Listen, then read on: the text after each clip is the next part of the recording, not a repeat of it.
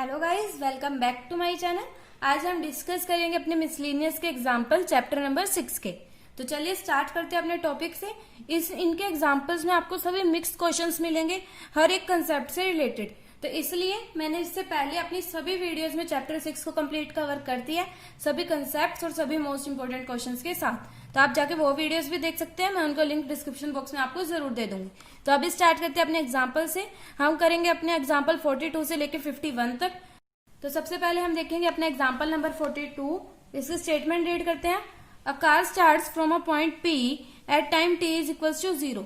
मतलब एक कार है, वो P पॉइंट से स्टार्ट हुई कितने टाइम में, t इज इक्वल्स टू 0 पे। मतलब टाइम उस टाइम क्या था, 0 second. And stops at a point Q। The distance x in metres and covered by it in time t second is given by this. मतलब एक car थी, वो start हुई P से, पहुंच गई Q तक। उसने कहा कितना डिस्टेंस कवर किया उसने, x, और कितना टाइम लगा उसे, t सेकंड्स लगे। तो इसको उन्होंने एक इक्वेशन से दे दिया कि x इतने टाइम के इक्वल है। Find the time taken by it to reach Q and also find the distance between P and Q। मतलब उन्होंने कहा कि टाइम भी निकालो कितना उसे लगा Q तक पहुंचने के लिए, और ये भी कहा कि डिस्टेंस बताओ P से लेके Q तक के बीच में कितना डिस्टेंस है। मतलब हमारा गोल क्या है कि हमें x भी फाइंड करना है और t भी फाइंड करना है। तो इसको फाइंड करने के लिए अगर आप फिजिक्स के बच्चे हो तो आपको अच्छे से समझ आ जाएगा, नहीं तो आप एक तरह से याद भी कर सकते हो कि आपको पहले भी याद होगा, 10th में हमने पढ़ा है कि वेलोसिटी का फॉर्मूला क्या होता है, change in displacement with respect to change in time. तो यही हमें लिखना है, change in displacement with dx by dt। तो आपको इस क्वेश्चन में वेलोसिटी आपको निकालनी ही पड़ेगी, खुद आपको ये याद रखना पड़ेगा। तो ये आपका x दे रखा था, इसको मैंने कुछ नहीं किया, सिर्फ अंदर मल्टीप्लाई कर दिया, तो मेरे पास यही इक्वेशन आ गई। आगे देखते हैं, वेलोसिटी के लिए मुझे क्या करना पड़ेगा, dx बाई dt। तो इनको मैंने डेरिवेटिव लिया, तो मेरे पास क्या बन गया, 4t माइनस इसका डेरिवेटिव लिया तो ये बन गया। तो अंदर कैलकुलेशन सॉल्व करी सिर्फ मैंने, तो बन गया 4t minus T square. t common लेते ही क्या बन गया, 4 माइनस टी। अब हमने क्या किया, v को इक्वल टू 0 पुट कर दिया। क्यों v को इक्वल टू 0 पुट किया, इसलिए पुट किया क्योंकि हमें पता है कि इस यहाँ पे भी वेलोसिटी 0 है, और उसने क्या कहा था कि कार स्टॉप एट पॉइंट क्यों।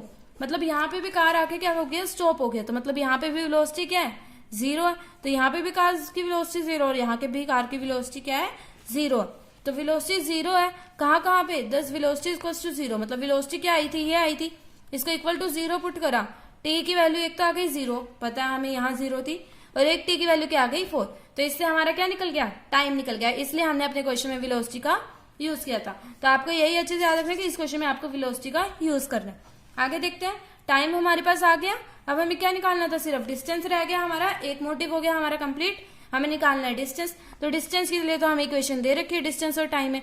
यहाँ सिर्फ हमने एक टाइम की वैल्यू पुट करी और हमारा डिस्टेंस आ गया। तो ये हो गया हमारा एक क्वेश्चन। अब हम देखते हैं अपना question number 43। A water tank has the shape of an inverted right circular cone with its axis vertical.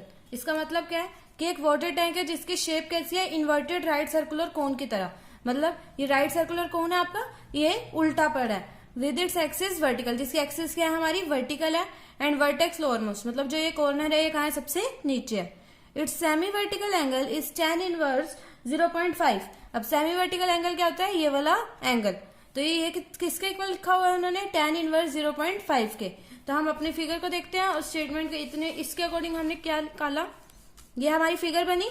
अगर मैं r ले लेती हूँ इसकी रेडियस और h ले लेती हूँ इसकी हाइट, तो हमें क्या की बनेगी, अल्फा किसके इक्वल है, tan इनवर्स 0.5। तो tan अल्फा किसके इक्वल हो गया, tan इधर आ जाएगा तो 0.5, 0.5 का 1/2 लिख सकते हो। अब देखो tan अल्फा क्या होता है, p by b perpendicular upon base. तो p क्या है, r, तो और बेस क्या है, h। तो r by h equals to 1/2, तो h is equals to 2r। इतना अभी तक हमें स्टेटमेंट से पता चला। आगे देखते हैं, water is poured into it at a constant rate of 5 cubic metre per hour. मतलब वो कह रहे हैं इसके अंदर पानी डाल रहे हैं, कितने रेट पे, रेट मतलब एक तो चेंज है, at a rate of 5 cubic metre per hour. Cubic metre का क्या मतलब है, मतलब metre cube, 5 metre cube per hour. तो अब मीटर क्यूब किसकी यूनिट होती है हमारी, वॉल्यूम की। तो इसका मतलब क्या चेंज हो रहा है, वॉल्यूम गिवन है हमें कितना, 5 मीटर क्यूब पर आवर। मतलब dv बाई dt हमें गिवन है, तो मैंने लिख दिया dv by dt equals to 5 metre cube per hour. आगे देखते हैं, find the rate at which level of water is rising at the instant when the depth of water in the tank is 4 metre. मतलब उन्होंने कहा कि जब water की depth इसमें 4 मीटर है, तो बताओ कि रेट किस रेट पे लेवल ऑफ वाटर राइज कर रहा होगा। अब इसका मतलब क्या होता है level of water rising. Level of water मतलब कितनी तेजी से इसकी हाइट बढ़ रही होगी, और रेट का है तो मतलब टाइम के साथ निकालना है हमें। तो हाइट बढ़ने मतलब dh/dt, तो हमें निकालना क्या है dh/dt। जैसे ही हमें ये पता चल गया हमें क्या निकालना है, हमारा क्वेश्चन ऑलमोस्ट वहीं आधा सोल्व हो गया एक तरफ से। क्योंकि अब हमें क्या करना है, जब हमने रेट मेजर में भी मैंने आपको बताया था कि रेट वाले क्वेश्चंस में जो भी कुछ आपको गिवन होता है आपको उसी को अच्छे से यूज करना होता है। तो ऐसे ही आपको इस क्वेश्चन में वॉल्यूम dv/dt गिवन है, तो आपको क्या करना है वॉल्यूम का फॉर्मूला लगाना है और उसको with respect to volume differentiate करना है। तो वही हम करेंगे, देखते हैं।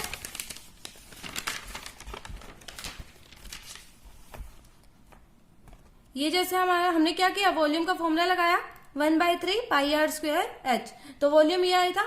अब हमें क्या निकालना है dv/dt, क्योंकि हमें क्वेश्चन में क्या गिवन है dv/dt, तो हमारे पास वो होना चाहिए ताकि हम उसकी वैल्यू बाद में पुट कर सके। तो इसके लिए अब आपके पास यहाँ पे रेडियस भी और हाइट भी है। तो अब आपको क्वेश्चन में ये क्यों गिवन था, क्योंकि ताकि आप रेडियस को किसकी फॉर्म में कन्वर्ट कर सको, हाइट की, क्योंकि आंसर तो आपको dh/dt की फॉर्म में चाहिए ना। तो आप h को तो रिप्लेस कर नहीं सकते, तो आपने r की जगह क्या पुट कर दिया h, तो h/2 पुट किया स्क्वायर h, तो वॉल्यूम क्या बन गई π/12 h³। अब आपको क्या गिवन था dv/dt, तो आपने दोनों साइड डिफरेंशिएट कर दिया विद रिस्पेक्ट टू t, तो आपके पास क्या आ गया π/4, इसका डेरिवेटिव लिया तो क्या आएगा 3s² dh/dt। तो यही हो गया हमारे पास, सिर्फ हमने कैलकुलेशन करी dv/dt की वैल्यू डाल दी, यहाँ हो गया dh/dt। अब आपको गिवन था कि तब निकालनी है आपको रेट, तब चेंज निकालना है। देखो अगर स्टेटमेंट को पढ़ो, find the rate at which the level of water is rising at an instant when the depth of water in the tank is 4 metre. मतलब जब हाइट किसके इक्वल हो 4 मीटर के, तो आपको यहाँ पे कौन सी हाइट डालनी है 4 मीटर, और जैसे ही आप अपनी कैलकुलेशन करोगे तो आपके पास ये आंसर आ जाएगा। अब हम देखेंगे अपना क्वेश्चन नंबर 44, इसे स्टेटमेंट रीड करते हैं। A man of height 2 metre walks at a uniform speed of 5 kilometre per hour away from a lamp post which is 6 metre high.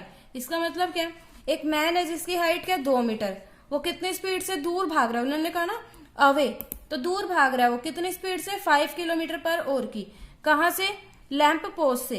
कहां से दूर भाग रहा है वो, लैंप पोस्ट से दूर भाग रहा है। लैंप पोस्ट की हाइट कितनी गिवन है 6 मीटर। तो इतनी स्टेटमेंट के अकॉर्डिंग हम ये बना सकते हैं कि अगर एक लैंप पोस्ट है और एक मैन है, इसकी हाइट कितनी दे रखी है 6 मीटर, और इसकी हाइट कितनी गिवन है मैन की 2 मीटर। तो मैंने लैंप पोस्ट को AB से डिनोट कर दिया और मैन को MN से। तो ये 2 मीटर है, ये 6 मीटर है। उन्होंने कहा कि ये आदमी क्या है दूर भागे जा रहा है, कहाँ भाग रहा है दूर भाग रहा है। तो वही कहा उन्होंने, find the rate at which length of his shadow increases. हमें रेट बताने की कितनी तेजी से उसकी शेडो इंक्रीज करेगी। अब शेडो कैसे इंक्रीज होगी, अभी आदमी इधर इधर भाग रहा है, देखो जितने, अगर ये लैंप जल रहा है तो इसकी शेडो कितनी बनेगी, आप हमेशा से ट्रायंगल बनाते हैं तो ये पीछे इसको क्या बनती है इसकी शेडो। तो उन्होंने कहा कि अगर इससे दूर दूर भाग रहा है, तो अगर मैं आपको ऐसे एक और फिगर बना के दिखाऊं, ये मैन था इस टाइम इतने डिस्टेंस पे, अगर मैं इसको थोड़ा ज्यादा डिस्टेंस कर दूं, इतना कर दूं, तो अब इसकी शेडो देखो कितनी लंबी बनेगी, आपकी शेडो इतनी लंबी बनेगी, यहां तक जाएगी।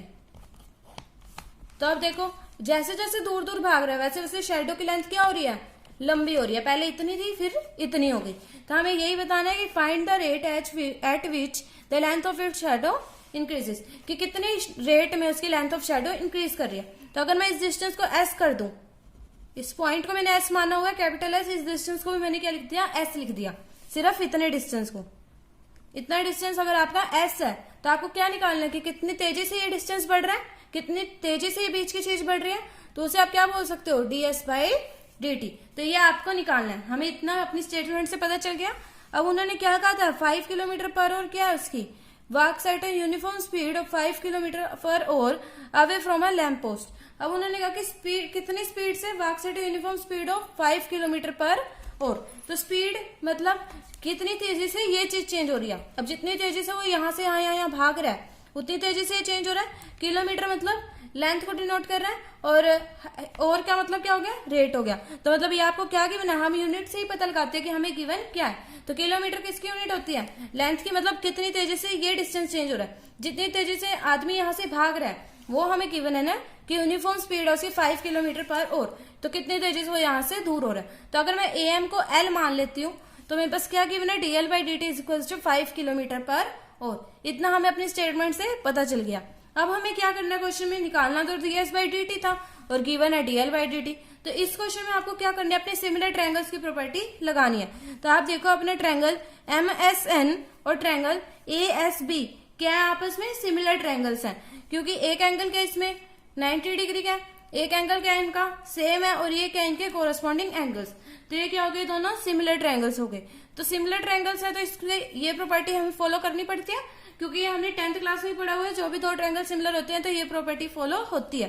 तो क्या होता है, MS by AS is equals to MN by AB is equals to SN by SB। लेकिन हमें SN और SB की जरूरत नहीं है, तो हमने सिर्फ इतना लिया कि MS by AS is equals to MN by AB। तो यही हमने लिखा। अब MS किसके इक्वल था, मैंने आपको बताया था स्मॉल s के। AS किसके इक्वल था, देखो AS वैसे किसके इक्वल है, L प्लस S के। आप डायरेक्ट भी रिप्लेस कर सकते हो, नहीं तो मैंने बाद में भी यही लिखा है। MN किसके इक्वल है, 2 के, और AB किसके इक्वल है, 6 के। सिर्फ हमने अपनी वैल्यू डाली, तो ये क्या हो गया, यहाँ जाके 6s और ये 3 था, तो ये कटिंग हुई तो ये बन गया 3s is equals to AS। अब AS क्या था आपके पास, L प्लस S, तो वही मैंने यहाँ लिख दिया L plus S is equals to 3s। तो L किसके इक्वल हो गया, 2s के इक्वल हो गया। अब आपको क्वेश्चन में जो गिवन है इसका यूज करते हैं। हमें with respect to t given है, तो मैंने दोनों साइड डेरिवेटिव ले लिया। dl by dt is equals to 2, s का डेरिवेटिव क्या होगा, ds बाई dt।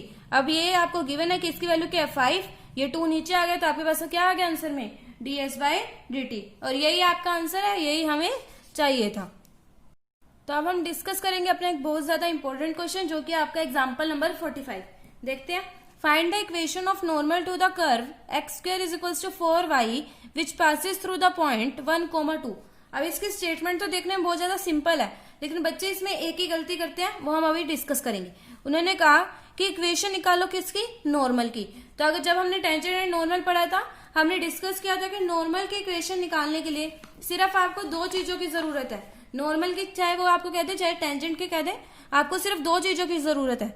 एक तो है स्लोप, किस चीज की जरूरत है, स्लोप की, क्योंकि इक्वेशन हमें क्या कहती है, हमें इक्वेशन हमारी ऐसी होती है ना, y minus y1 slope x minus x1। और ये y1 और x1 क्या है, हमारे point of contact. Point of contact मतलब ये वाला पॉइंट जहां से ये नॉर्मल और ये क्या कर रहे हैं, आपस में क्रॉस कर रहे हैं, तो ये क्या हो जाते हैं x1 y1 point of contact. तो हमें क्या निकालना होता है, एक तो निकालना होता है हमें स्लोप, इस पॉइंट का स्लोप। स्लोप भी कहाँ पे, इसी पॉइंट से।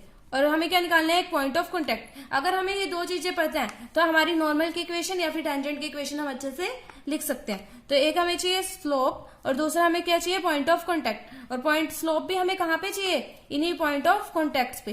तो अब देखते हैं इस क्वेश्चन को सोल्व करेंगे कैसे हम।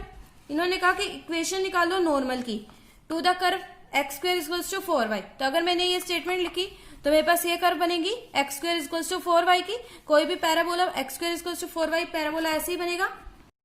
आगे देखते हैं, which passes through the point 1,2। मतलब वो नॉर्मल जो है हमारी, वो कौन से पॉइंट से पास कर रही है, 1,2 से। अब बच्चे गलती क्या करते हैं इस क्वेश्चन में, वो 1,2 को ले लेते हैं पॉइंट ऑफ कॉन्टेक्ट और सोचते हैं क्वेश्चन बहुत इजी है, लेकिन ऐसा नहीं है। उन्होंने कहीं भी नहीं लिखा है कि कर्व और ये पॉइंट एक जगह है। उन्होंने लिखा find the equation of normal to the curve this which passes through the point this. तो मतलब नॉर्मल हमारी किस पॉइंट से पास कर रही है, विच यहाँ पे किसके लिए यूज हुआ है, नॉर्मल के लिए। और नॉर्मल कौन से पॉइंट से पास कर रही है, 1,2 से। तो यही इस क्वेश्चन में एक ट्विस्ट है कि जो नॉर्मल है वो एक पॉइंट से पास कर रही है, वो दे रखा है हमें 1,2। तो हमें पॉइंट ऑफ कॉन्टेक्ट क्वेश्चन में नहीं गिवन है, तो मैंने उसको ले लिया h के। आप x1 y1 भी लिख सकते हैं, जैसे मैंने यहाँ पे बताया था।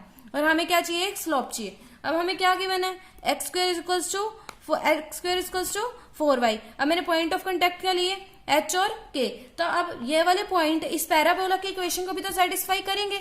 ये तो हमें पता ही है कि ये पॉइंट यहाँ पे भी है। अगर मैं कहीं पे भी ले लेती इस पॉइंट को, कहीं पे भी नॉर्मल ड्रॉ करती, तो वो पॉइंट क्या करते हैं, पैराबोला की इक्वेशन को सेटिस्फाई करते हैं। तो आप लिख सकते हो h square is equals to 4k। अब हमें पहली चीज निकालनी है स्लोप। स्लोप भी कहाँ पे चाहिए, हमें इस पॉइंट पे चाहिए, स्लोप एट दैट पॉइंट, क्योंकि हम यहाँ पे लिखते हैं ना स्लोप एट x1 y1। तो हमें क्या चाहिए, स्लोप चाहिए और ये चाहिए। तो अब स्लोप निकालने के लिए स्लोप ऑफ टेंजेंट आपको पता है क्या होता है, dy by dx। Slope of normal क्या होता है, minus of reciprocal of slope of tangent. तो स्लोप ऑफ टेंजेंट हम पहले निकाल लेते हैं, dy बाई dx होता है। तो इसी को मैंने dy बाई dx निकाला, तो मेरे पास क्या आएगा, यहाँ क्या आएगा, y is equals to x square by 4। तो आपके क्या आएगा, dy बाई dx क्या आ जाएगा, ऐसे निकालो, dy by d x is equal to 2x/4, तो ये हो गया x/2। और आपको क्या निकालना है, मैंने अभी भी आपको बताया था अच्छे से कि स्लोप क्या होना चाहिए आपका इस पॉइंट पे, तो जो आपका पॉइंट ऑफ कांटेक्ट है, पॉइंट ऑफ कांटेक्ट अगर मैंने h के लेट किया तो x की वैल्यू मुझे क्या डालनी पड़ेगी, h डालनी पड़ेगी, तो h/2 आ गया। अगर आपको ये समझ नहीं आ रहा है तो आप कंसेप्ट को अच्छे से जाके मेरे वीडियो में देख सकते हैं, मैं लिंक डिस्क्रिप्शन बॉक्स में आपको दे दूंगी। अब मुझे क्या चाहिए, स्लोप ऑफ नॉर्मल चाहिए, तो ये इसका नेगेटिव रेसिप्रोकल होगा, तो मैंने नेगेटिव साइन लिया और रेसिप्रोकल कर दिया इसका, तो ये क्या बन गया आपके पास 2/h।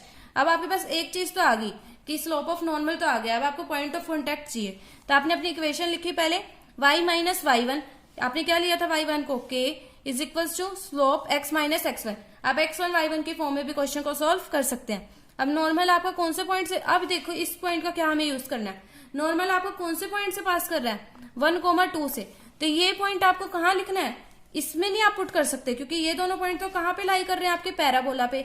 नॉर्मल की इक्वेशन तो ये है, तो नॉर्मल आपका इस पॉइंट से पास कर रहा है, तो आप y और x की जगह 1 और 2 को पुट कर सकते हो। तो यही आपको याद रखना है इस क्वेश्चन में, सबसे इंपॉर्टेंट चीज है ये इस क्वेश्चन की कि नॉर्मल आपका पास कर रहा है 1,2 से। ऐसे ये क्वेश्चन हमने एक्सरसाइज में भी डिस्कस किया था, तो इसमें हमने कर लिया, y की जगह क्या पुट कर दिया 2 और x की जगह क्या पुट कर दिया 1। जैसे ही मैंने ये वैल्यू डाली तो मेरे पास क्या बन गई, h और k के फॉर्म में एक इक्वेशन बन गई। तो h k किसके इक्वल हो गया 2k, तो h किसके इक्वल आ गया 2/k के, तो यहां से ये आ गया।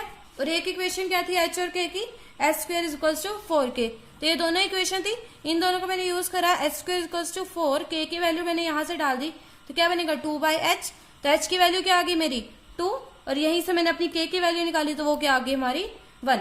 तो बस सब कुछ सोल्व हो गया आपके पास। अब आपके पास क्या आ गया, अपना स्लोप भी आ गया और पॉइंट ऑफ कांटेक्ट भी आ गया।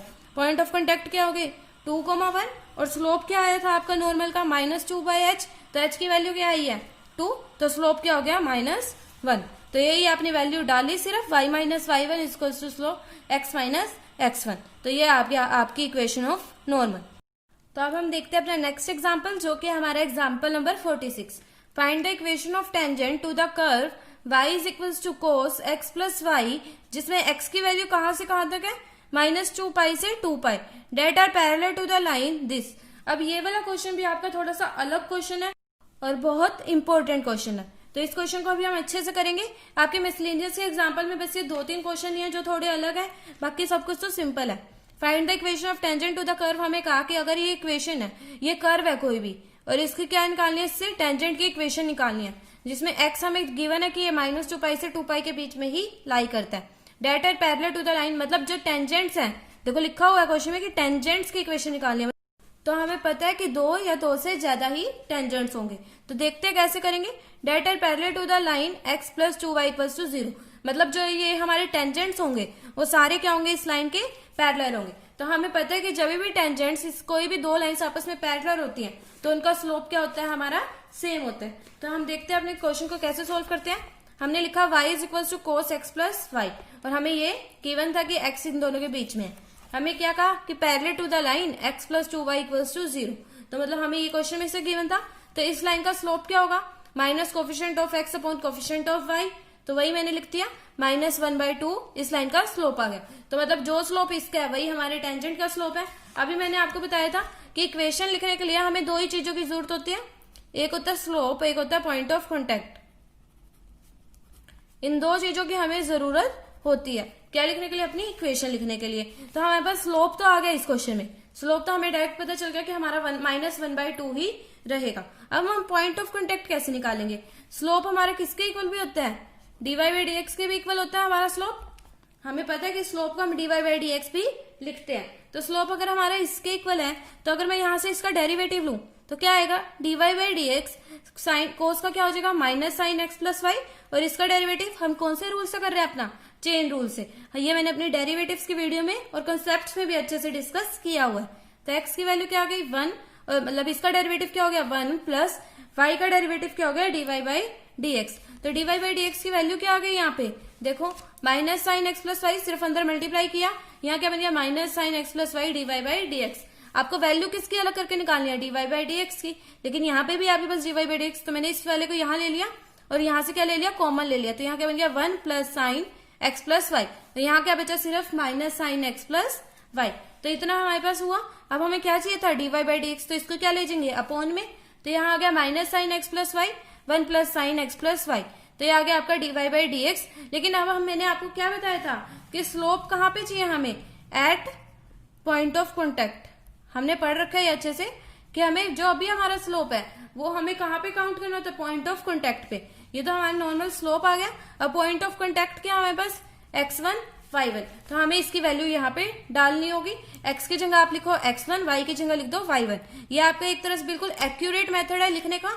नहीं तो आप x और y में भी छोड़ सकते हो, लेकिन ये बिल्कुल एक्यूरेट मेथड है।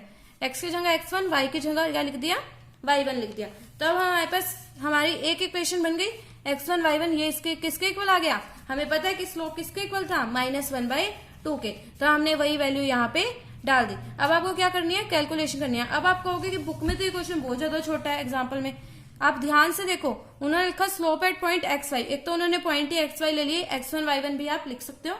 तो उन्होंने क्या किया कि slope at point x y direct आपको डेरिवेटिव करके दे दिया, dy बाई डी एक्स। जबकि हम देखें तो अभी तक हमने क्वेश्चन में किया ही क्या, सिर्फ डेरिवेटिव ही किया है ना। जितना भी सोल्व किया सिर्फ डेरिवेटिव किया है। तो मतलब ये सिर्फ 1 स्टेप में इन्होंने डेरिवेटिव लिखा हुआ है, लेकिन हमें क्वेश्चन में पूरा सोल्व करके निकालना पड़ेगा। तो हमने क्या लिख दिया, slope at point x1 y1। तो हमने ये लिख दिया, यह आ गया हमारे पास -1/2 के इक्वल। कैलकुलेशन करी मैंने, 2 इधर ले गई और ये -1 से इधर मल्टीप्लाई। तो मेरे पास क्या बचा, sine x1 plus y1 is equals to 1।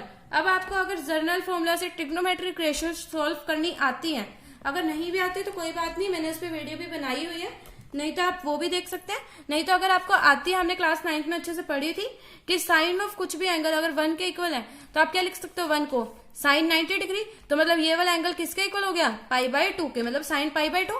तो ये वाला एंगल किसके इक्वल हो गया, π/2। एक तो हमें पता चल गया कि x1 प्लस y1 किसके इक्वल है, π/2 के। दूसरा अगर हम जर्नल फॉर्मूला से लिखें तो हम क्या लिखते हैं कि sine theta equal to sine alpha. अगर साइन थीटा साइन अल्फा के इक्वल है तो थीटा किसके इक्वल होगा, थीटा ये एंगल है, अगर ये एंगल किसके इक्वल होगा, n pi plus -1 raise to the power n into alpha. तो अल्फा क्या है आपके पास, π/2। तो ये हमारी मोस्ट इंपोर्टेंट क्वेश्चन की स्टेटमेंट है इसमें। तो ये आपकी इसी क्वेश्चन में यूज होगी। तो ये हो गया आपका। अब आप ध्यान से देखो, आपको क्या लिखा हुआ है, x1 प्लस y1 किसके इक्वल है, π/2 के, और x1 प्लस y1 किसके इक्वल है, इसके इक्वल है। अब y1 किसके इक्वल था, आपकी स्टेटमेंट के अकॉर्डिंग देखो, कोस x1 प्लस y1। क्यों किसके इक्वल था, क्योंकि देखो कोई भी आपकी कर्व थी, मैंने आपको पहले पिछले क्वेश्चन में भी समझाया था कि अगर कोई भी कर्व आपकी ऐसे ऐसे जैसे मर्जी है, इससे आपको टेंजेंट की इक्वेशन निकालनी है। कौन से पॉइंट पे, x1 y1, मैंने इस पॉइंट को माना।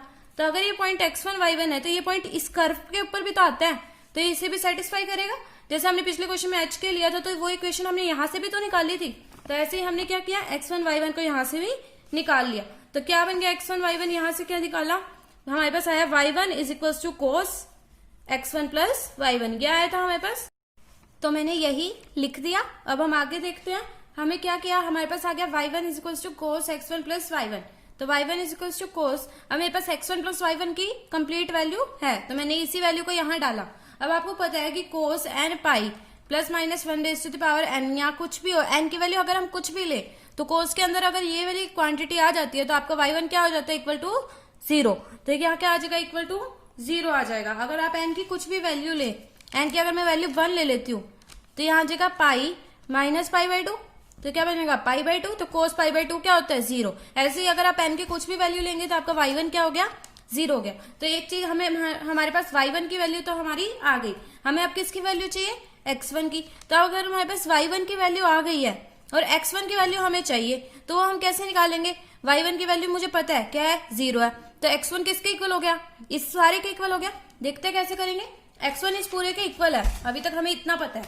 तो वो हम सोल्व करते हैं कि y1 तो 0 है और x1 हमारा इस पूरे के इक्वल है, n pi plus -1 raise to the power n π/2। अब हमें पता था, मैंने क्या बताया था आपको, कर्व के ऊपर ही पॉइंट है x1, कर्व के ऊपर ही तो कहीं ना कहीं पॉइंट है x1।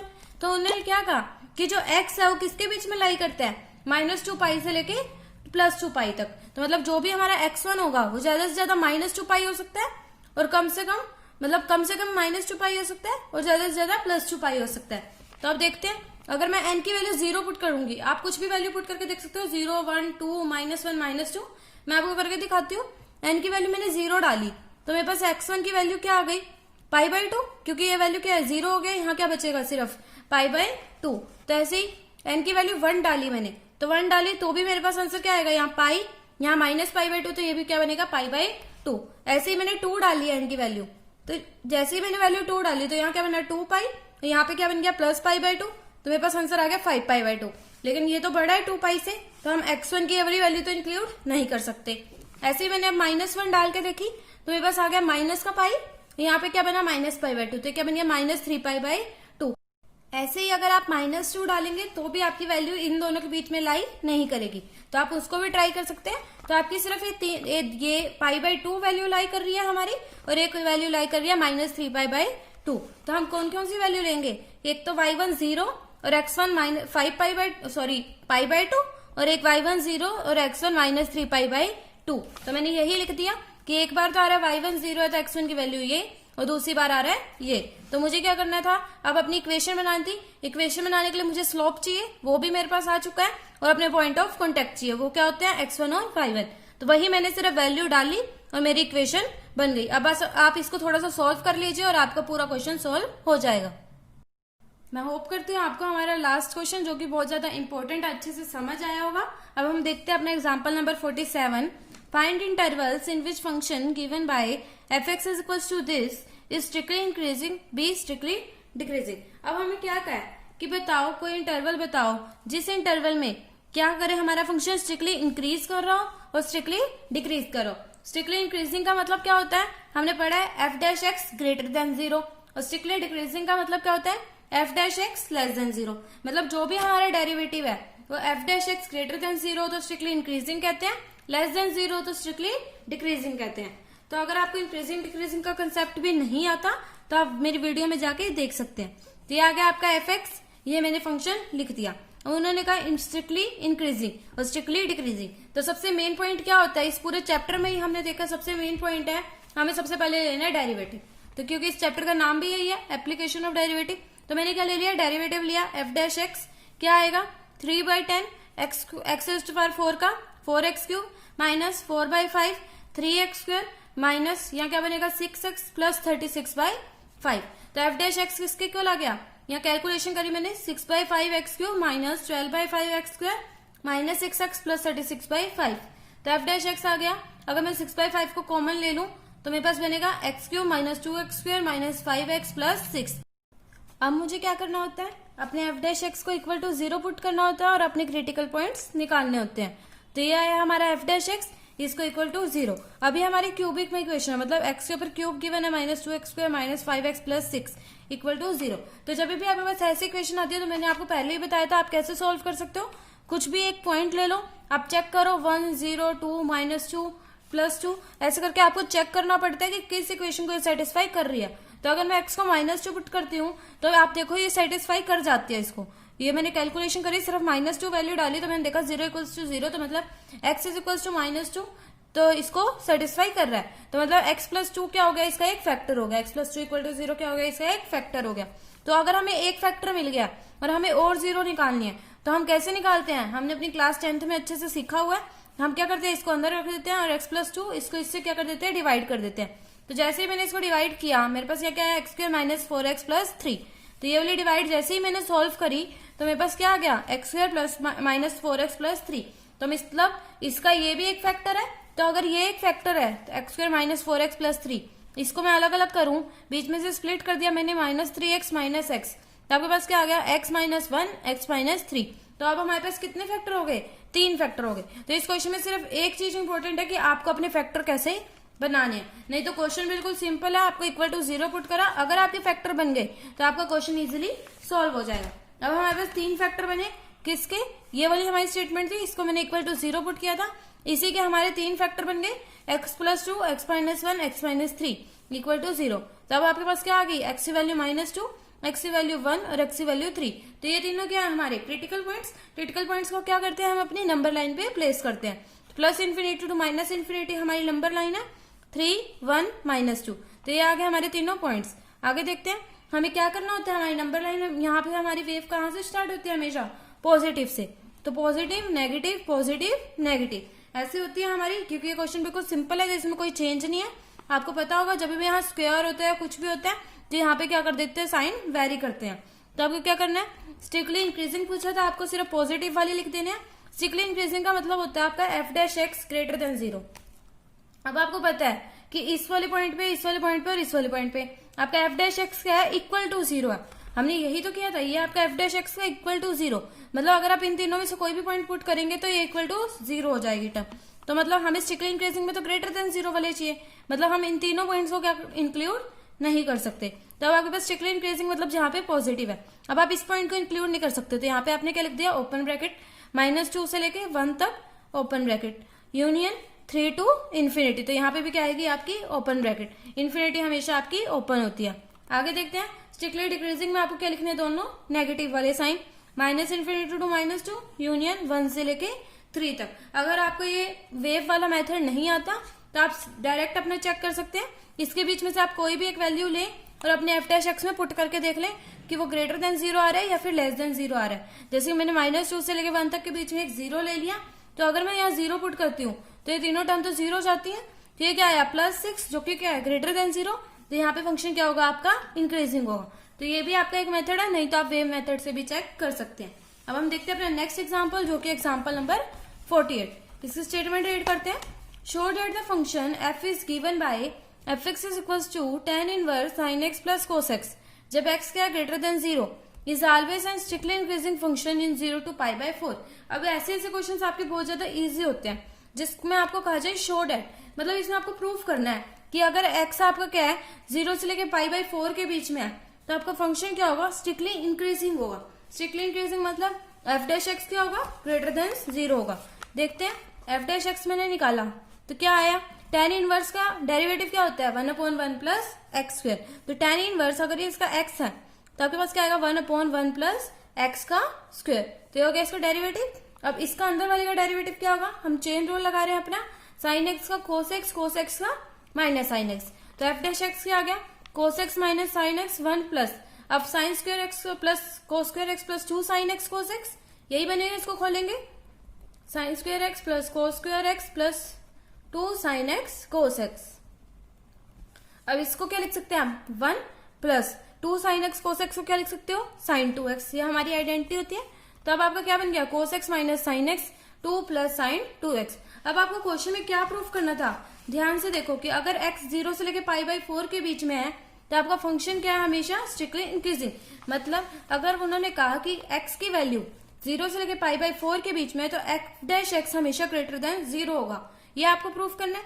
तो इसको देखते हैं, अगर हमारा x किसके बीच में है, 0 से लेके π/4 के बीच में, तो cos x minus sin x हमेशा ग्रेटर देन 0 होगा।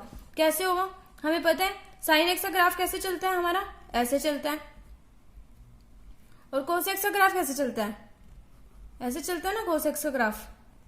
तो अब देखो 0 से लेके π/4 यहीं तक का इंटरवल आएगा, ये 0 से लेके π/4, ये π/2 होता है ना, तो ये 0 से लेके π/4 है आपका। तो 0 से लेके π/4 के बीच में cos ऊपर है और sin क्या है आपका नीचे है। तो cos में से sin को अगर आप माइनस करोगे तो आपको हमेशा क्या आएगा, ग्रेटर देन 0। आप वैल्यू डाल के भी देख सकते हो, 0 से लेके π/4 तक के बीच में cos की कुछ भी वैल्यू डालो और sin की कुछ भी वैल्यू डालो तो आपका हमेशा क्या आएगा, ग्रेटर देन 0। ऐसे ही अगर हम नीचे वाला चेक करें तो हमारे पास क्या आएगा, 2 प्लस sin 2x। 0 से लेके π/4 के बीच में था आपका x।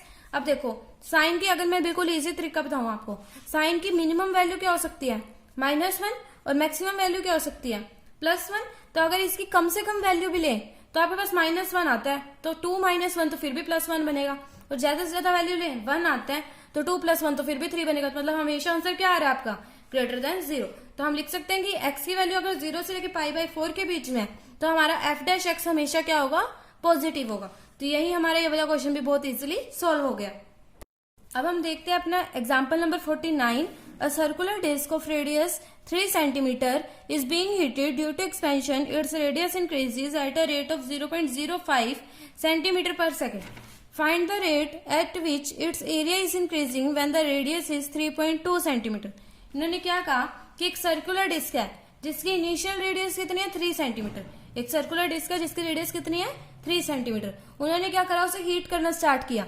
अब हीट करने पे वो क्या हो रही है, एक्सपैंड हो रही है, मतलब बड़ी हो रही है। Its radius increases at a rate of, अब उन्होंने क्या कहा, dr/dt क्या आपका 0.05। अब मुझे क्या कैसे पता चला, विद रिस्पेक्ट टू टाइम है क्योंकि पर सेकंड लिखा हुआ है, तो मैंने यही लिख दिया। dr/dt क्या है 0.05 सेंटीमीटर पर सेकंड। आपके उन्होंने क्या कहा, find the rate at which it's area is increasing when the radius is 3.2 centimetre. अब उन्होंने क्या कहा कि बताओ rate at which it's area is increasing, मतलब हमें क्या निकालना है, dA/dt, इतना हमें पता चल गया। उन्होंने कहा व्हेन रेडियस इज 3.2 सेंटीमीटर, लेकिन आपको जब भी बताना है चेंज इन एरिया जब आपकी रेडियस कितनी हो 3.2 सेंटीमीटर। तो आगे देखते हैं, dA/dt हमें निकालना है, रेडियस कितनी पुट करनी है 3.2 सेंटीमीटर, इनिशियल रेडियस कितनी थी 3 सेंटीमीटर। तो अब मैंने आपको बताया था जो भी आपके रेट मेजर के क्वेश्चन हो उसमें आपको जो निकालना है या फिर जो दिया हुआ है सिर्फ उन्हीं के फॉर्मूलाज आपको यूज करने हैं। तो आप रेडियस का तो फॉर्मूला लगा सकते हैं, एरिया का फॉर्मूला लगाया πr² होगा सर्कुलर डिस्क का, तो dA/dt क्या होगा, हमको यही चाहिए πr² का 2r और r का क्या होगा dr/dt। अब dr/dt की वैल्यू तो हमें पता है 0.05, 2 और r की वैल्यू हमें क्या डालनी है, हमें क्वेश्चन में लास्ट लाइन में लिखा है कि जब आप एरिया निकाल लो उसके बाद आपको r की वैल्यू क्या डालनी है 3.2, तो मैंने वही r की वैल्यू डाल दी अपनी 3.2। तो dA/dt r की वैल्यू 3.2 है, तो मेरे पास आंसर क्या आ गया 0.3.2 सेंटीमीटर स्क्वायर पर सेकंड। अब इसके बाद बचे हमारे क्वेश्चन नंबर 50 और 51। इन क्वेश्चंस के लिए मैंने अपनी एक सेपरेट वीडियो बना रखी है, उसका लिंक आपको आई बटन पे भी अभी दिख रहा होगा, नहीं तो आपको डिस्क्रिप्शन बॉक्स में भी मिल जाएगा।